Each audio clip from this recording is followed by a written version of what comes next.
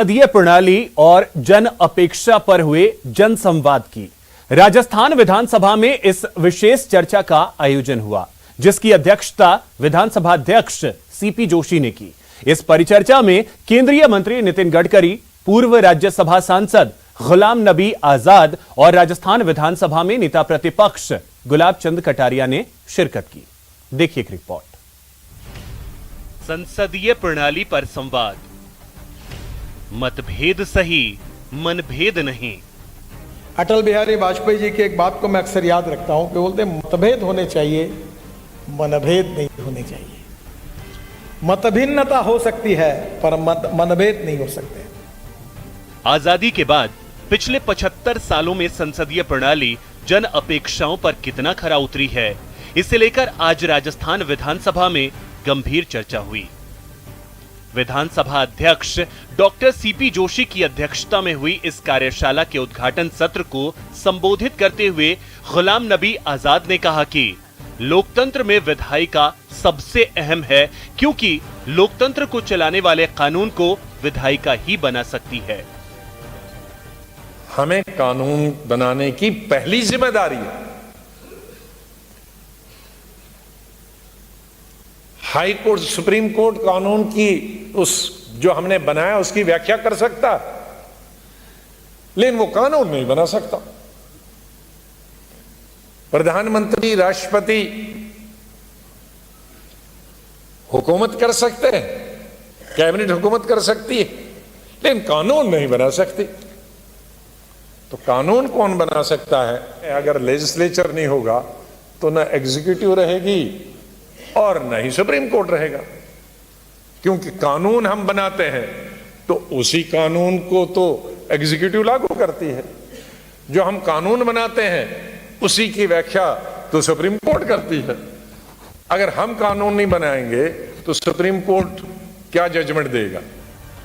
वहीं सेमिनार के समापन सत्र में बोलते हुए केंद्रीय मंत्री नितिन गडकरी ने कहा कि लोकतंत्र मजबूती से आगे बढ़े, इसकी जिम्मेदारी जनप्रतिनिधियों की ही है।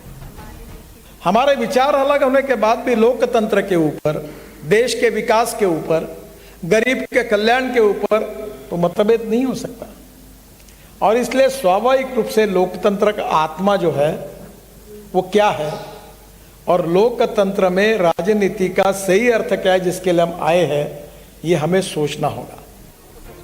राजस्थान विधानसभा के अध्यक्ष सीपी जोशी ने इस मौके पर कहा कि लोकतंत्र की मजबूती के लिए जरूरी है कि जनता को जागरूक किया जाए। तो सेमिनार में राजस्थान विधानसभा के नेता प्रतिपक्ष गुलाब चंद कटारिया ने कहा कि लोकतंत्र का मकसद जनता की सेवा है, पक्ष और विपक्ष की सियासत नहीं। कि संसदीय लोकतंत्र को मजबूत करने के लिए जो हमारा 40 साल 50 साल का अनुभव है, उस 40 साल के 50 साल के अनुभव में जो कमी और खामी रह गई है, उस कमी और खामी को हम आइडेंटिफाई करके उस लूप होल को प्लग करने का काम करें, जिससे संसदीय लोकतंत्र मजबूत हो सके। और हम एजुकेट करें लोगों को। जैसा कहा हमने, एक आदमी आज की डेट में ये बातें हो गई है, आदमी पार्लियामेंट के लिए अलग वोट करता है, असेंबली के लिए अलग वोट करता है। कुछ स्टेट्स में ये हो गया है। समय आ गया है कि आज लोगों को हम समझाएं कि लोग पंचायत के लिए अलग वोट करें, विधानसभा के लिए अलग वोट करें और पार्लियामेंट के लिए अलग वोट करें, क्योंकि शेड्यूल के अंदर तीनों की भूमिका अलग है, सब्जेक्ट अलग अलग है। 75 साल की आज़ादी के बाद, इतने 16-17 चुनाव हो जाने के बाद, अगर लोकतंत्र का जिस प्रकार का सोच ऊपर उठना चाहिए वो सोच बोना हो रहा है। मतलब व्यक्ति और पार्टी प्रमुख हो गई, देश गौण हो गया है।